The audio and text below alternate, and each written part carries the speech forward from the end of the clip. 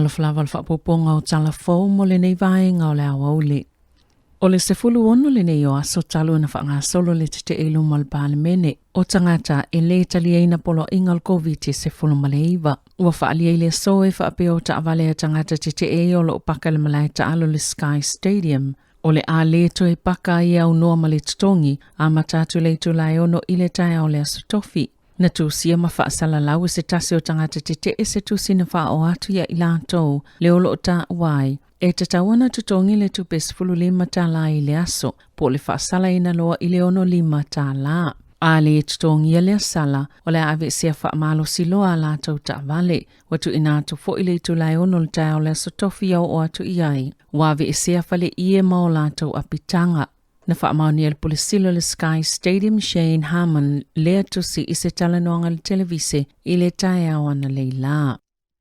Ua silia ma le luas fulvalu wafela o whainga o saini o whaamauina i se talo sanga le asosio tamaitia onga le University of Victoria i Wellington. Le ua talo sanga i le malo leo malepule ngā nuu ina ia toe whaamatu watu la lātou wa onga pe ave sea tangata te eia ua paka lātou ta avale le lotoa. A le University pipitea ma ia whaavanoa a wala o pasi ia whaongaina e tamaiti University au le amataina i le asunga fua a sau. O tāpunia le la le University pipitea mo se taimi le tūmau se ia o atu la susfulmantasio aperila ona ole solo te e. Sa lipotia fo ia whaapea na tūsia le asosiata maitia onga le vusa. Sa la tautu sile ministawa onga Chris Hipkins, komisina o leo Andrew Costa, ma le Vice Chancellor o le University Grant Kilford mo se fono whaanatinati. O lo ta wel tal sanga i toi whaafo i tupe ata maitia onga mo vaiaso i ono. O le atapunia i le University beita ina ta oe Kilford e le whaatala noina lea mata upol toi whaafo i o pili mo lea piliota. Na whaalieri potia le leitio New Zealand e whaapea o lo fsosoni le pulisilo lo kampani o le Red Stag o Marty Very e whaatupe le solo te e ai o le kampani le o lo whaisenga luenga a le University of Victoria i Wellington na ta ue Very e la ititi lava se fua ina ia whaia le e iailo na talitonunga sa whaale le iai whaleui na whaafeta ia le University of Victoria le leitio New Zealand o na o le whaailoa le amata upo ma o le ao lātou wa'ai iai. O le solo te ele o mafui na tāpunia le lala o le University pipitea. Na tā ua le University e lua kampani au fia le Red Stack e mawhai o na whaatinoina le tu ai o ngā luenga le lātou te mana na awai. E mana o le whai pisinisi le māloina i whaamota tu unga le whaanono fo e seo tangata malanga mai whafo e le teiminei ona o le ua pepesi lava le COVID le atunu. O le Red Stack e iei ana pisinisi tūlanga tau i wao matua, lau papa, whaunga o whale maturisi. Aina whailua le komisina lango leo Richard Chambers. Sa tangtanga i leo fisa o leo pe tu saimal tu la fono le whaatupenga o solo te. Ona o le nofo ia tangata o le lotoa al pale mene ma le polo kanga o awala o se whainga e le tu sai ma le tu la fono. Wa whaalia le komisina o leo Andrew Costa, wa maua pe ua fianiso lau whainga luenga o leo ia ngā lulu e le solo te i whawhone o le pale mene. I le COVID se fuluiva, la tau te le o whaafeso o ta ina le afianga o leo le whaamai i tangata o le solo te i peitai.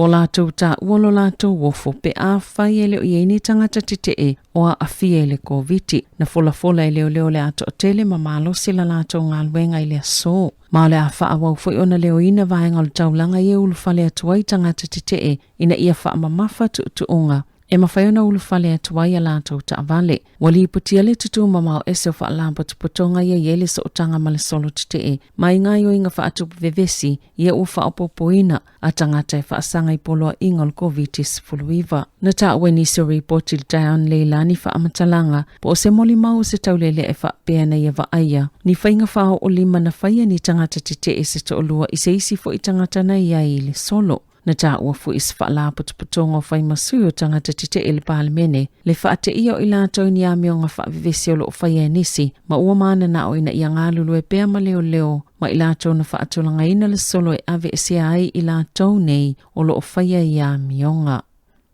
Ua talia fia au nanga le soifo malolo ina ia o le amanuia le se laufa se 10 miliona Tala. O fesosani mo le Omicron, ai mai se mo au nanga Maori Pasifika, a o si iti ai le whai numero tangata e whaamaonia ma awhia i le vairusi. O ana na whilena whaasilsila i le malo le vai ngā tupe whasosoani, mai au fiele lata i le fase fulu miliona Tala. Mo au nanga o soifo maloloi na Maori Pasifika, ina ia mawhai na whaapopo ina lato au nanga. Ma le fase fulu tesi ma le 1 miliona Tala mo le lala a le whanau ora. E le isis fulvalu miliona Tala mo le Pacific Aotearoa Community Outreach Initiative. E ta iulu ai le matanga luenga mo tangata Pasifika, ma le fase fulu tesi ma le 5 miliona Tala. Mo le vai ngā tupe a wafa ala potopotonga ma mafutanga o tangata Māori mo le COVID-19 e wa aia le te puni ko kiri o le South Seas Healthcare Trust i Aukilani o se tasi o wa ala potopotonga sa ta imoi le ngā luenga tite e tuwa le COVID-19 mana ta wai lola taupu le sili si lao vai sola sefo wa tala fea unga le neifo la sanga le malo ma le wha atuptupla i o le whai numero tangata ya afia le COVID-19 i Aukilani i sauti. Mai mtua mo mia lava le fesosoani e mawhaio na lātou mawaina. Na whaalia le minista mo le atina enga Māori Willie Jackson, sa mo mia ina tele lea vai ngā tupe. Ua whaatawa ina ile ngā luenga whita sa whaatino ina au nanga le soifua malolo ina mo Māori Pasifika. I tō malo e peo o Kilani i sauti, lea na to o tele i tangata na awhia le COVID-19. I whawhātua New Zealand, wale mawhaio na awaile tuputa maita i Queen Elizabeth i se whailoa inga. I lunga fsota inga whaatia konolosi i le so o na oloa afia i le COVID-19 pio na ta ue so upola i ngā tupu. O le aso sai whaapia na whaamaoni e le tuputa maita i le COVID-19 a sai i le fofuanga e whaawau pio na awai ni polo kalame e whaonga i le te konolosi peitai o le wale mawhaio na awai e tu sai ma ripoti. Sa iyo ina se whainga palo tal pale mene ka nata i le asoana nafi, le whaopopo leo le malu si anga i leo, e wawe tau fia ini ngā iau inga i toe a mata inu na po loka ni solo titee, o tu ungol COVID-19 le atunoo, maulu o fia ma le malu si anga i tau fi, ma po loka i teo ngā tupe ata ngata titee, e to se lau valu 15 na palo tai lango ina lea fuafuanga, e to se lau 5 na titee, na whaalia le pale mio ka nata Justin Trudeau, e mo o mia lava se malu si anga whaale to la fono, e o ina mawhaio na whaamuta i leo solo titee i Toronto, e ala ini loli le whaai unga o le vai aso.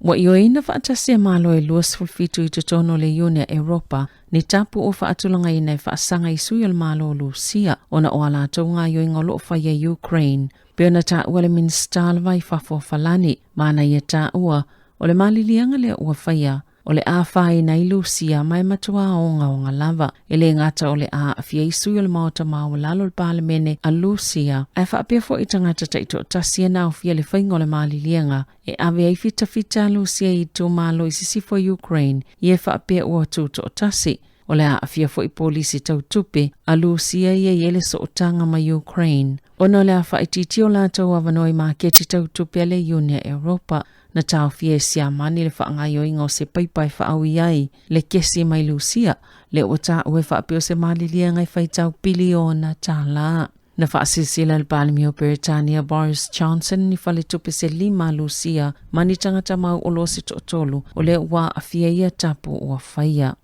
I ta alonga, wa whaise malilia ngā tele ata maitai po le au soka le United States ma le whaala potopotonga o ta alonga soka Amerika e whaamutai le whaafinaunga le uono tau sanga o whaanga solpea e whaatitau le whaatitusa o tutongi ma le ito pāua lii. Ma o se malilia ngā o folai, se vai ngā tupe tolus 15 miliona Talani usila, whaapopo iai maniponi e se whaafetau iai o lātou tutongi, ma tutongi o le ito pāua lii, o le avai le tolus 12 miliona Tala i teine tā alo. Wa ioi whaile whaala potopotonga soka Amerika, e amata se whaaputu ngā tupe e 2.1 miliona Tala, e manu iai le au tā alo, ma whaalile iai o lātou tūlanga tau ngā luenga, ma whaatau laulai fo i le tā alonga. Wa ili tau maunga le sa wha, e whaatutu sai tutongi o tamaitai mali i tū pāua lii i au titele le atunuu, e au fie manipone si taamilusanga o i pole lalangi. Na toi siampini le au tamaitai Amerika i le i pole lalangi na soka i falani i le luafis fulwiva. E whai pole lalangi na siampini le au tamaitai Amerika, talo mai le tasiva valima, ai ele i toi o lava le au soka tamai le wha pito i lunga, talo mai le tausanga i tasiva tolus fulo. Tala fau ia ma le siufonga lau mua mo le nei vaenga o le awa uli.